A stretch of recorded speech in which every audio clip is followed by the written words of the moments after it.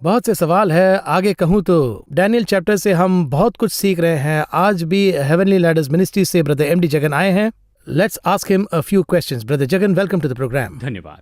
Daniel chapter 9 में हमने पिछले एपिसोड में प्रार्थना के बारे में देखा, पर ये जो प्रार्थना वो एक तरफ होने पर भी दूसरी तरफ प्रोफेसीज आज के समय काल में भी रिवील होते हुए बहुत से डायमेंशंस है, सीक्रेट्स भी है उसमें। आमतौर पर हम पढ़ते हैं तो उस कैरेक्टर को हम अंडरस्टैंड कर सकते हैं, स्टोरी को अंडरस्टैंड कर सकते हैं और उसमें जो लिखा गया उसे अंडरस्टैंड कर सकते हैं, पर ये प्रोफेसीज की जब बात आती है तो रेवलेशन और डैनियल को एक साथ पढ़ना है।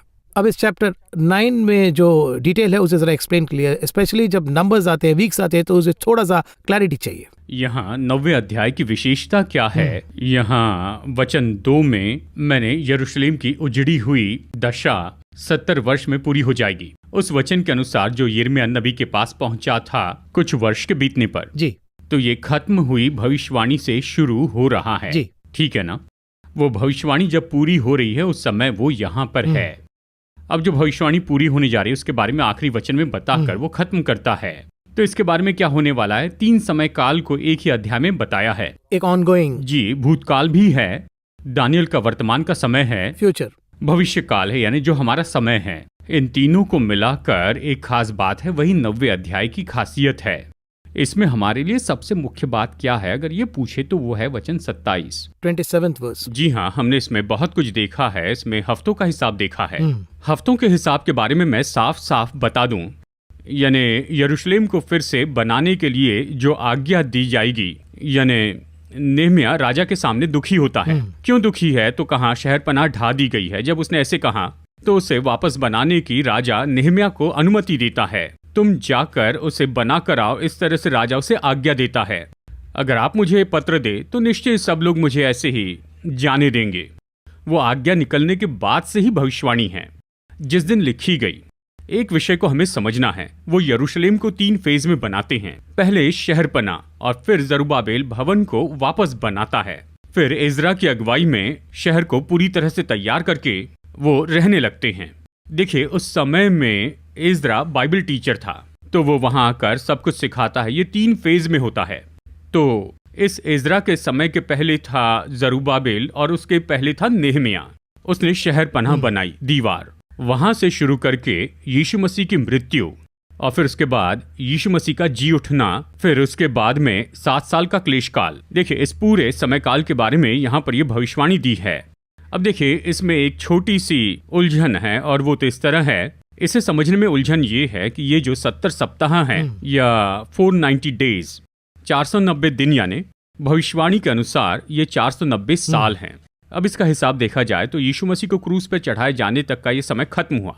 देखिए, यहाँ पर परमेश्वर ने वो इतने प्रभु के बारे में कुछ नहीं कहना है, वो महाज्ञानी है। उसने हमें देते समय भाग भाग में दिया। 7 सप्ताह, 62 सप्ताह, फिर 1 सप्ताह, इस तरह से बताया है। डिटेल में है। 3 फेज। 7 सप्ताह क्या है? नेहमिया ने शहरपनाह बनाई 49 साल में। उसके बाद 62 सप्ताह वो क्या है? वो है 434 साल। इसके बारे में गौर से देखें। इसमें भवन बनाया गया, भवन बनाने का काम शुरू हुआ, शुरू करके 430 साल तक ये कांस्टेंट होते गया, इसमें कोई ब्रेक नहीं। यानी भविष्यवाणी की महान बात ये है, यानी जरुब्बाबेल इसे बनाना शुरू करता है तो वो जो भवन है उस भवन को 434 साल नया बनाते गए। वो पूरी तरह नहीं बना। किसी जगह पर कुछ इस तरह, उदाहरण के लिए जब भवन बना रहे थे, यानी भवन बनाते समय उस भवन के विरुद्ध में उसके बाद ग्रीक साम्राज्य, फारस के साम्राज्य के बाद ग्रीक साम्राज्य में एंटियाकस IV एपिफेनेस आया। वो उस भवन में आकर अशुद्ध बलिदान चढ़ाता है। उस भवन को मकबेयस नया बनाता है, शुद्ध करता है और उसका पर्व मनाता है। शुद्ध करके शुद्ध करने का पर्व मनाता है। और जब उसने उसे शुद्ध किया तो हेरोदेस आ गया।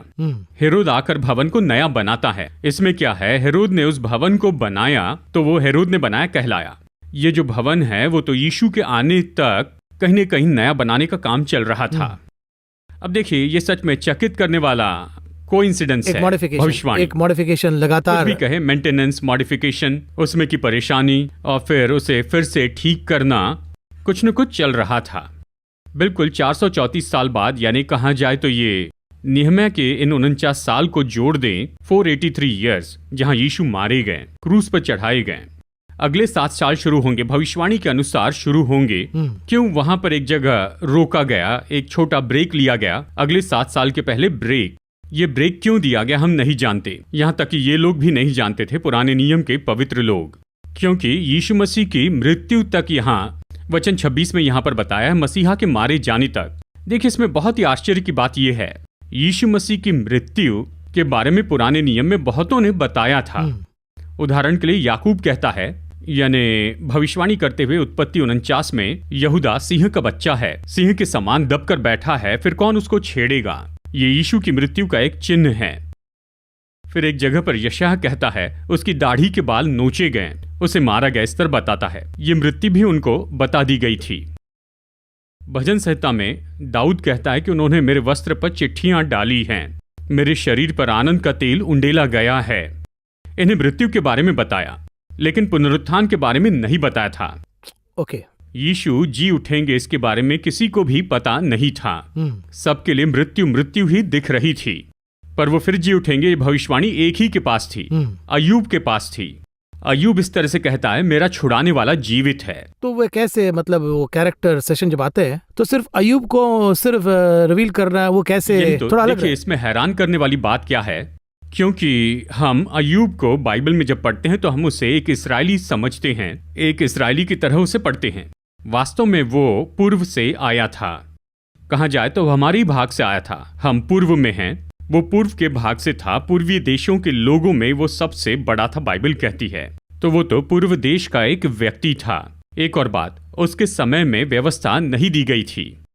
मूसा के समय में व्यवस्था शुरू हुई, अय्यूब के समय वो मूसा के तो पहले आया था, व्यवस्था शुरू नहीं हुई थी। अब ऐसी परिस्थिति में इसके पास इतना बड़ा प्रकाशन आया।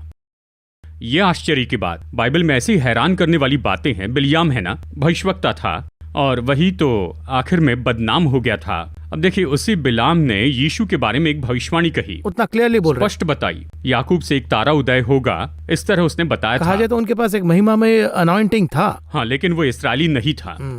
आउटसाइड इजराइल, वो तो इस्राएल के बाहर का था, और इस्राएली लोग कनान देश में वहां पहुंचे नहीं थे, वो जंगल में थे। जानते हैं, इंटरेस्टिंग बात यह है कि इतने विषय को वो आउटसाइड पीपल को वो सीक्रेट्स को रिवील कर रहे हैं, प्रकट करते हैं। यानी देखिए, इन अन्य जाति के लोगों पर परमेश्वर ने बहुत शुरू से ही योजना बनाकर रखी थी। इस्राएल के लिए परमेश्वर की जो योजना है, उसी के इक्वल प्लान अन्य जातियों के लिए भी है। देखिए, हम तो हीनता की भावना में हैं। For God so loved the world, अगर कहा जाए तो उसमें एक इतनी बड़ी एक गहरी सच्चाई है। जैसे वो उनसे प्रेम रखते हैं, वैसे ही हमसे भी प्रेम रखते हैं। इसलिए कहता हूँ, अगर इसे हम थोड़ा गहराई से देखें तो इस्राएल के जो गोत्र थे, वो इस भूमि पर कैसे आ रहे हैं, वो तो 2000 साल के बाद में आ रहे हैं। आदम से लेकर नूह के समय तक लगभग 2000 साल वहां पर कोई नहीं था, हिब्रू नहीं थे, इस्राएली लोग इस तरह से कोई भी नहीं थे। इस्राएल नहीं था, यानी याकूब से इस्राएल आया, इस्राएल नहीं तो यहूदा भी नहीं, यहूदी लोग नहीं थे, तो याकूब का चौथा बेटा यहूदा। ये तीनों 2000 साल के बाद आए। तो उसके पहले के 2000 साल परमेश्वर की योजना अन्य जातियों के लिए, यानी हमारे लिए भी थी, और उसके बाद में ही उन पर लाई गई। तो देखिए, उस समय काल में हमारे बारे में एक खुलासा उनको दिया गया, और हमें उनके बारे में खुलासा दिया गया था। इसे अच्छे से सोच के देखिए, इतने सारे कार्य हैं। यहूदियों का राजा पैदा हुआ, यहूदियों के राजा ने जन्म लिया, ये उनके बीच में पैदा हुआ। ये आकर कौन बताता है? उस समय के ज्ञानी लोग बताते हैं, बाहर से आकर, वो मजूसी आकर बताते हैं। उनके बारे में बताया गया, वो पूर्व से आए थे, फ्रॉम ईस्ट। उसमें एक छोटा सा ट्विस्ट भी है, और ये रिकॉर्ड्स में भी है, वो आए, पैदा हुए, क्योंकि हेरोद जो है वो रिकॉर्ड्स को चेक कर रहे हैं, उसने जांची, पर अपने ही पास में रखकर बाहर से किसी को जगा कर प्रभु रिवील कर रहे हैं। ये बहुत ही इंटरेस्टिंग है। देखिए, यहाँ पर इसे आकर बताने के बाद, और वो आकर इसका विवरण देते हैं, जैसे आपने कहा कि उसका जन्म बेथलेहम में होगा, रिकॉर्ड रखे हुए। अगर आप इसे अच्छे से देखें तो आप पाएंगे कि यहाँ पर अन्य जातियों को बहुत ज्यादा महत्व दिया गया है, लगातार आ ही रहा। हाँ, लगातार आते ही रहा। मैं ये सब कुछ क्यों कह रहा हूँ, अगर ये पूछे तो देखिए, यहाँ पर एक ब्रेक है, 69 से 70वें हफ्ते के बीच में एक ब्रेक है। अगर इसके बीच में ब्रेक नहीं है, इस तरह से आप सोचिए, एक कल्पना कीजिए कि इसके बीच में कोई भी ब्रेक नहीं है। यीशु को क्रूस पर चढ़ाया गया, उसके जी उठने के बारे में प्रकाशन किसी को पता नहीं। एज पर रिकॉर्ड, यानी जी उठने का प्रकाशन अय्यूब को ही मिला था, केवल उसी ने कहा, मेरा छुड़ाने वाला जीवित है। तो ये अन्य जातियों का खुलासा है। अगर यहाँ पर देखे तो एज पर रिकॉर्ड यीशु का जी उठना इसमें नहीं है। और फिर अगले 7 साल इस तरह से खत्म हो जाए, ईस्वी सन 40 में सब कुछ खत्म हो गया होता। ओके, सभी कुछ खत्म हो जाना चाहिए था। अगले 7 साल भी 33 के बाद में, मैं उदाहरण के रूप में कह रहा हूँ, ईस्वी सन 33, ईस्वी सन 40 में सब खत्म हो जाना था। ये ब्रेक क्यों आया इस बात को वो नहीं जानते थे।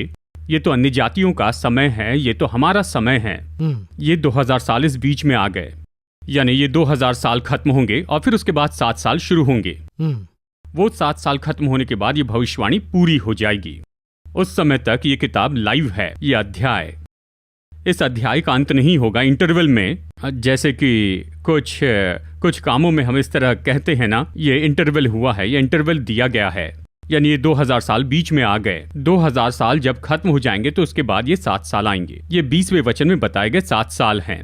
इन 7 साल में होने वाले कामों के बारे में पहले से ही बता दिया गया है। ये बहुत महत्वपूर्ण है। ये क्यों महत्वपूर्ण है? बहुत से लोग इस तरह से कहते हैं इसमें कोई रहस्य की बात नहीं, हम अन्य जाति हैं, हम भीतर आ गए हैं। कब आए? प्रेरितों के काम के 2 अध्याय में हम आ गए हैं। भीतर आने का ये समय जब खत्म हो जाएगा तो 7 साल शुरू होंगे, क्योंकि यीशु के क्रूस पर चढ़ाए जाने तक 69 सप्ताह खत्म हो गए। 483 साल पूरे हो चुके और अब ये हमारा समय आया है। हमारा समय जब खत्म होगा तभी फिर से उनका समय शुरू होगा। दोनों एक साथ कैसे जोड़ सकते हैं? इसके होने की संभावना नहीं। हमारा समय कब खत्म होगा? उसके खत्म होने पर होगा रैप्चर। हमारा समय खत्म होगा। फिर एक और बात है, ये समय काल 70 सप्ताह का है, लॉ, व्यवस्था। हमारा ये 2000 साल का समय ग्रेस है, अनुग्रह का समय। व्यवस्था और अनुग्रह एक साथ नहीं रह सकते। या फिर ये या फिर एक वो ही होगा। एक तो दंड होगा या क्षमा होगी। एक तो दंड या क्षमा, इनमें से एक ही होगा। अगर कोई निर्णय लेना है तो इन दोनों में से एक ही होगा। मैं तुम्हें माफ करके 7 साल की सजा सुनाता हूं, ये नहीं होगा। मैं तुम्हें दंड देता हूं, तुम आजाद हो, इस तरह भी नहीं कह सकते हैं। दोनों में से एक। तो देखिए, इसलिए इन दोनों में से एक। देखिए, रैप्चर के बारे में एक बहुत ही महत्वपूर्ण सबूत है। इस ब्रेक के बाद में आने वाले 7 साल के बारे में यहां पर बताया गया है। ये 7 साल बहुत महत्वपूर्ण है। फाइनल 7 ईयर्स, मिलेनियम के पहले ये आएंगे और रैप्चर के बाद में ये आएंगे। रैप्चर और मिलेनियम के बीच में ये 7 साल हैं। तो ये 7 साल कितने महत्वपूर्ण है देखिए। तो रैप्चर में यहाँ पर जो भागी होने वाले लोग हैं वो तो हम हैं। हम इन 7 साल में नहीं होंगे। 7 साल के बारे में 2 बातें बता दूं। 27वें वचन में अगर हम देखें, वो प्रधान एक सप्ताह के लिए बहुतों के संग दृढ़ वाचा बांधेगा, परंतु आधे ही सप्ताह में बंद करेगा। इस तरह से है ना। अब देखिए, सप्ताह के आधे में इसका मतलब है हाफ ऑफ दैट वीक। आधे में, बीच में 3.5 साल। क्यों 2 भागों में बांट रहा है इसे देखे तो पहले 3.5 साल ट्रिबुलेशन, क्लेश काल, दूसरे 3.5 साल महाक्लेश काल, ग्रेट ट्रिबुलेशन, इस तरह कहता है। अब देखिए, आज के इस समय में यहाँ पर जो सिद्धांत है, ये जो सब है, अब ये जो मीडिया का समय काल है या आधुनिक समय है, मॉडर्न इरा इसे कहते हैं। तो देखिए, इन लोगों को ये क्लेश काल और महाक्लेश काल, इन बातों पर इन्हें विश्वास नहीं। इनके लिए सब कुछ कैसे है? क्या परमेश्वर हमें एक दिन भी नहीं देंगे?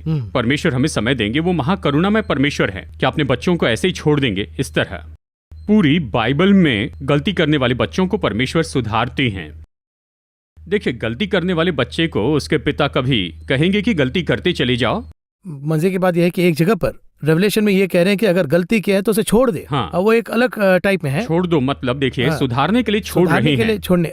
एक समय पौलुस कहता है, उसे सुधारने के लिए शैतान के हाथ में सौंप दूंगा कहता। इसके यहाँ पर नरक में जाने के लिए तभी शैतान के हाथ में सौंप कर उसे सुधारना चाहूंगा।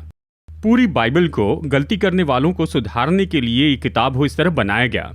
पर वो लोग क्या कहते हैं? गलती करने वाले लोगों पर प्रभु अनुग्रह करेंगे, उन्हें दंड नहीं देंगे। अंतिम समय आने की वजह से ये 7 साल का समय एक तरह का दंड है। किसका दंड है? अगर इस तरह पूछे, यहूदियों को 1948 में परमेश्वर ने अपना देश दिया। फिर से वो देश वहां पर बनाया गया। पिछले लगभग 75 साल से वो है। 75 से 80 साल का हिसाब अगर हम देखें, उदाहरण के लिए, इन सालों में उनके द्वारा की गई आक्रामकता है। इस्राएल होने की वजह से हम गलती कर रहे हैं, इसका इनकार नहीं कर सकते।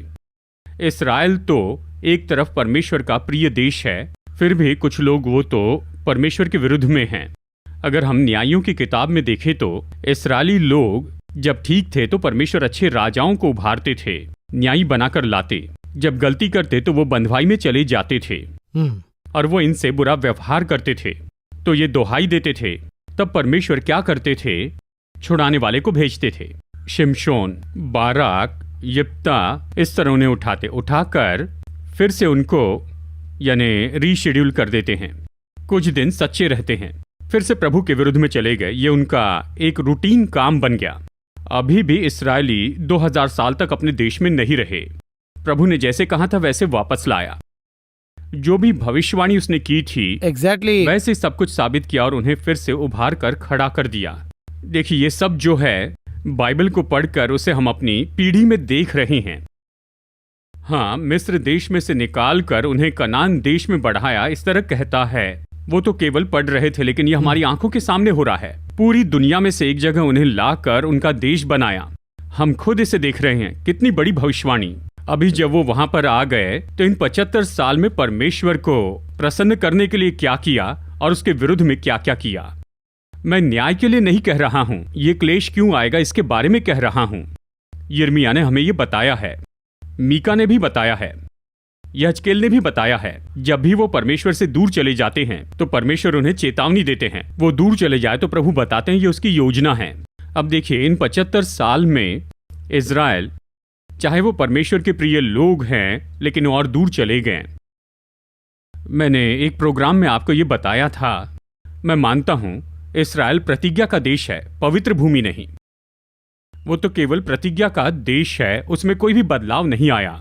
लेकिन पवित्र भूमि में हमारी राय तो अलग है। क्यों पूछे तो देखिए, पवित्र भूमि हमें उद्धार देने वाली जगह, पाप क्षमा करने वाली जगह, नए नियम के हिसाब से जहां हम घुटने टेक कर प्रार्थना करते हैं, प्रभु हमारे पाप क्षमा करते हैं, तो वही पवित्र भूमि है। मैं ये कह रहा हूं कि देखिए, आज परमेश्वर के इतने काम हो रहे हैं, तो देखिए इसी वजह से उन्हें ले जाकर परमेश्वर फिर से क्लेश काल में रखेंगे।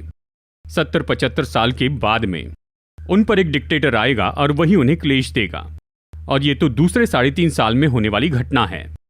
इन 3.5 साल में इन सभी लोगों के लिए तो बहुत ही मुख्य ऐसा जो दंड है वो तो पहले 3.5 साल में परमेश्वर उन्हें देंगे। उसके बाद भी उन्हें बहुत ज्यादा पीड़ा होगी। हिटलर जैसा कोई तानाशाह आ जाएगा। इस बार उनकी जो अपनी भूमि है वो फटने वाली नहीं, पर इस समय वो तो यहूदा से भाग जाएंगे। मत्ती 24 में यीशु ने कहा है, उजाड़ने वाली घृणित वस्तु जिसकी चर्चा दानियल ने की, इसके बारे में कह रहा है। यहाँ इसके बारे में, इस भविष्यवाणी के बारे में, इस वचन 27 के बारे में मसीह ने कहा, उजाड़ने वाली घृणित वस्तु को जिसकी चर्चा दानियल भविष्यवक्ता के द्वारा हुई थी। जो पढ़े वो इसे समझ ले। उसे पवित्र स्थान में खड़ी हुई देखो। पवित्र स्थान यानी भवन, परमेश्वर का भवन, यानी यरूशलेम के भवन में वहां एंटीक्राइस्ट को खड़े हुए देखो। इस तरह यीशु कह रहे हैं कि आज यरूशलेम में भवन है? नहीं, भवन नहीं है। तो इन पहले 3.5 साल में भवन बनेगा। ये भवन बनाए जाने के बाद वहां एंटीक्राइस्ट आएगा। ये एंटीक्राइस्ट आने के बाद देखिए, यहां पर समझना होगा, ये महाक्लेश काल की शुरुआत है उन लोगों के लिए। दूसरे 3.5 साल शुरू हो गए, यही अर्थ है। देखिए, अभी ये जो भूमि है ये फटती नहीं है। यहूदी पहाड़ों पर जाकर छिप जाते हैं। अब ये जाकर छिपे हुए यहूदी लोग कितने होंगे अगर ये पूछे तो प्रकाशित वाक्य अध्याय 7 में दिया है, 1,44,000 लोग होंगे। हर एक गोत्र से 12,000 लोग वो बचाए जाएंगे। वो रेगिस्तान में, जंगल में भाग जाएंगे और बाकी यहूदी यानी वो लोग एंटीक्राइस्ट को स्वीकार करेंगे, वो वहां सरवाइव करेंगे। जो एंटीक्राइस्ट का विरोध कर रहे हैं वो क्यों कर रहे हैं, वो क्यों विरोध करेंगे? उस दिन जो एंटीक्राइस्ट होगा वो तो पूरे संसार के ऊपर में एक लीडर होगा, एक डिक्टेटर, एक रिफॉर्मर, एक आस्था का अगवा जो सभी के ऊपर होगा। सभी उसे दंडवत करेंगे। इसलिए एक आस्था का अगवा कह रहा हूं।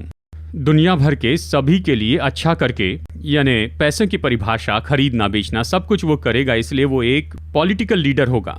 उसी के साथ सभी उसके सामने झुकेंगे और वो अच्छे काम करेगा, इसलिए रिफॉर्मर कहलाएगा। उसी के साथ वो लोगों को दुख देकर मिटाने वाला होगा, किसी को अपनाएगा नहीं, इसलिए वो डिक्टेटर होगा। ये सब कुछ मिलाकर वो होगा। तो एक समूह उसका विरोध करेगा, पर बहुत से लोग उसे अपनाएंगे। क्यों एक समूह उसका विरोध करेगा ये पूछे तो ये विरोध करने वाला समूह पूरी तरह से व्यवस्था का पालन करने वाला समूह होगा। ये इस्राएल का समूह होगा। सभी बाइबल के हिसाब से करना है, स्ट्रिक्ट रहते हैं। स्ट्रिक्ट रहना है। मैंने एक व्यक्ति के बारे में सुना था, एक दिन में वो 70 बार प्रार्थना करते हैं। सुबह उठने के समय से रात में सोने जाने के समय तक 70 बार प्रार्थना करते हैं। वो तो ऑर्थोडॉक्स है और वो व्यवस्था को मानने वाले हैं। इन लोगों को उनके भवन में एंटी क्राइस्ट घृणित वस्तु रखने जाता है। ऐसा करते वक्त ये सब लोग उसका विरोध करते हैं। ये विरोध करने वाले हैं 1,44,000 लोग। ये लोग भागकर छिप जाएंगे क्योंकि उसके लिए और कोई रास्ता नहीं, तो वो मारने का निर्णय लेता है। पर बाकी लोग एंटी क्राइस्ट को अपना लेते हैं। तो कुछ तरह के लोग विरोध नहीं करते, वो उसे अपनाते भी नहीं, वो बलवा करते हैं, वो विरोध करते हैं। अभी भी देख सकते हैं कि कई बार कई देशों के लोग कहीं जाते हैं तो उनका विरोध होता है, बलवा करते हैं। यानी उस समय लोकतंत्र होगा, उस समय एंटी क्राइस्ट पुलिस के द्वारा इन सभी लोगों को दूर करेगा, उन्हें मार देगा, वो डिक्टेटर होगा। तो ये सारी बातें दूसरे 3.5 साल में होगी। इसका नाम है महाक्लेश काल। देखिए, उस समय में सारी सृष्टि भी उस समय बहुत बड़ा खुलासा झेलने वाली है। ग्लोबल वार्मिंग होगी, उस समय बड़े बड़े सुनामी आएंगे, बड़े भूकंप आएंगे, और उस समय ये सब होंगे। एक तरफ एंटीक्राइस्ट द्वारा दी गई वेदना और दूसरी तरफ नेचुरल डिजास्टर्स। ये सब मिलाकर क्लेश काल के बाद महाक्लेश काल 3.5 साल का बड़ी पीड़ा का समय होगा। एक समय में ये इस्राएल के विरुद्ध में बड़ा निर्णय लेगा। यह ऐसा क्यों? क्योंकि देखिए, वे छिप जाएंगे और उनके 2 लीडर होंगे, 2 गवाह वहां होंगे।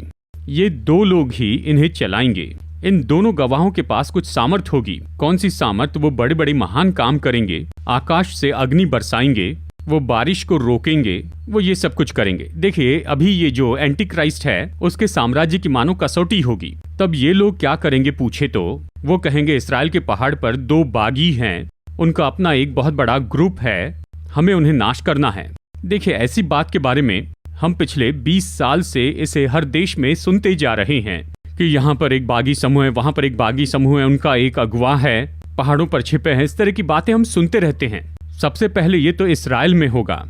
ये तो 2 बागी लीडर्स हैं, इन्हें खत्म करना है। ये इस्राएल के पहाड़ पर, यहूदा के पहाड़ पर छिपे हुए हैं। इनके साथ एक बहुत बड़ा समूह है, 1 लाख से भी ज्यादा लोग इनके साथ हैं। इन्हें खत्म करे तो भूमि पर शांति होगी। भूमि पर शांति नष्ट करने के लिए यही तो कारण है कहेंगे, और इन्हीं के विरुद्ध में वो युद्ध छेड़ देंगे। तो इस तरह उन दोनों को पकड़कर वो उन्हें खत्म कर देते हैं। यह है 11वां अध्याय। उन्हें मारने के बाद ये 1,44,000 लोगों के ऊपर कोई लीडर नहीं होगा। क्या करना है ये नहीं जानेंगे। ये लगभग बंद हो जाएंगे। जब वो इन्हें मारने के लिए आएंगे तब ये 7 साल खत्म होंगे। ये 7 साल खत्म होंगे तब यीशु मसीह का दूसरा आगमन होगा और वो इन्हें बचाने आएंगे। और यही तो इस 27वें वचन के बारे में पूरा विवरण है। इतने विषय इस एक में है। बहुत ही आश्चर्य हो रहा है। यहाँ पर ये जो रेवलेशन में जो है उसे पैरेलली बहुत खूबसूरत तरीके से एक स्क्रिप्ट ही लिखा है। बहुत सुंदर है। इस कॉन्सेप्ट के लिए आज सब कुछ तैयार है और इसका जो बेस है वो पहले 3.5 साल में डाला जाएगा। दुख झेलने वाले यहूदी पहले 3 साल में, पहले 3.5 साल में भवन बनाएंगे, अपना देश बनाएंगे, वो देश बनाएंगे और ये सब कुछ करेंगे। उसी समय में हम इसे क्लेश काल क्यों कहते हैं? पहले 3.5 साल यानी क्लेश काल के बारे में ये जो सारे सत्य हैं वो कलीसिया को बताए गए हैं, लोगों को बताए गए हैं। और इसमें सबसे मुख्य बात कही है कि रैप्चर के बाद में ये सब होगा। एक समूह रैप्चर पर विश्वास नहीं करता, नहीं है, वो नहीं होगा, ये सब नहीं है। तो रैप्चर नहीं है ऐसा कहने वाला जो समूह है, क्योंकि वो लोग तो विश्वासी हैं। यदि तू विश्वास करे तो प्रभु की महिमा देखेगा। अगर हम उसमें विश्वास करेंगे तो उसका आगमन देख पाएंगे। तो कुछ लोग इस तरह से कहते हैं रैप्चर नहीं है, मैं जानता हूं, लेकिन मैं धार्मिकता के काम करता हूं और मुझ में कोई कमी नहीं है। रैप्चर होगा तो मैं जाऊंगा। विश्वास ही नहीं करते तो कैसे जाएंगे? दूसरी बात, रैप्चर नहीं है, मैं तो धर्मी हूं, ये तो मेरी अपनी धार्मिकता है, यही खतरा है।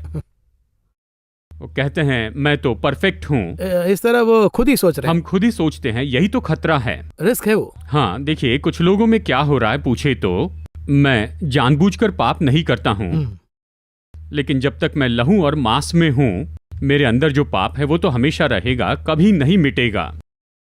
मैं खुद को रोके रहूंगा और बिना गिरे प्रार्थना करूंगा। गिरना कब होगा ये हमें पता नहीं। भूमि पर ही शांत जीवन जीने वाला, पर एक दिन वो ही बहुत क्रोधित हो जाता है। इस तरह से शांत स्वभाव किसी में नहीं है। उसके अलावा वो एक सैक्रिफिशियल लीडर भी है।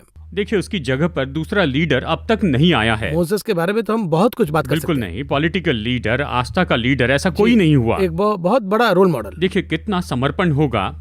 इसलिए इब्रानियों में कहा गया है, दुख का अनुभव करके उसने उसे जान लिया है। ही चूज द पाथ। सैक्रिफाइस कर रहे हैं। ऐसे बहुत से लोग थे जिन्होंने परमेश्वर की बात जो थी उसे किए बिना ही चले गए। आज ऐसा कोई नहीं है जो बैठकर कहे कि देखो मैं तो बहुत ही धर्मी व्यक्ति हूँ। क्या यीशु के लहू ने आपको शुद्ध किया है? हाँ, शुद्ध किया, लेकिन अंतिम समय तक खड़े रहे, ऐसे कोई धार्मिकता नहीं है।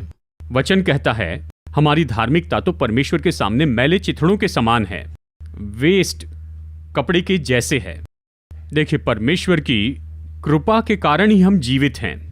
तो ये रैप्चर और उसके बाद क्लेश काल होगा। जो इसे नहीं अपनाते हैं तो उस क्लेश काल में पहले 3.5 साल का क्लेश काल होगा, उसके बाद में महाक्लेश काल होगा। इन दोनों के बारे में यहाँ पर बताया है। बहुत बहुत धन्यवाद ब्रदर जगन। इस 9 चैप्टर में सिर्फ प्रेयर ही नहीं, इसके पीछे जो एक मुख्य प्रोफेसी जो है उसे आपने एक स्टोरी लाइन के जैसा कहा है। इसमें बहुत सी बातों को और भी गहराई से अगर पढ़े तो और भी रेवलेशन और इसको एक साथ रखकर करेंगे तो मेरा विश्वास है कि दर्शक और भी अच्छा होगा। टाइम शॉर्ट है।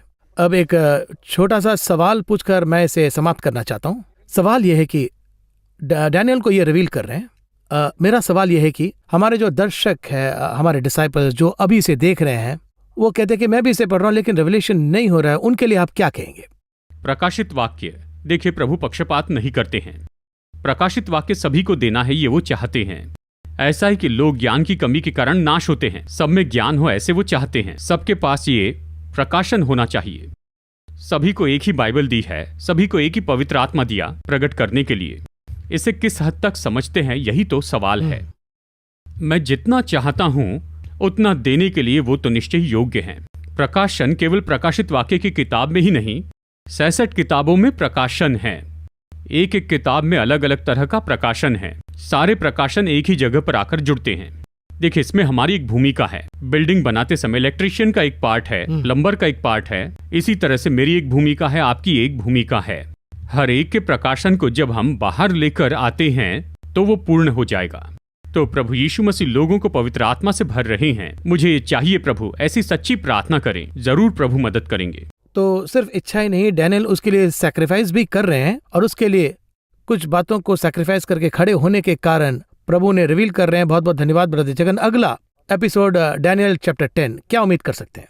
देखिए, इसमें उपवास प्रार्थना के बारे में एक महत्वपूर्ण बात दी गई है। इसमें से हम कुछ आत्मिक विचारों को देखेंगे और फारस देश के राजा के साथ में जो युद्ध हुआ उसे देखेंगे। बहुत कुछ है इसमें, बहुत सी दिलचस्प बात है और इसे पढ़ेंगे तो हम बहुत अच्छे से समझेंगे। धन्यवाद ब्रदर जगन। अगले एपिसोड में हम डैनियल चैप्टर 10 को देखेंगे। Once again thank you for coming to this programme. Daniel का दर्शन मैं अगले एपिसोड के लिए वेट कर रहा हूँ। Will meet you again in another interesting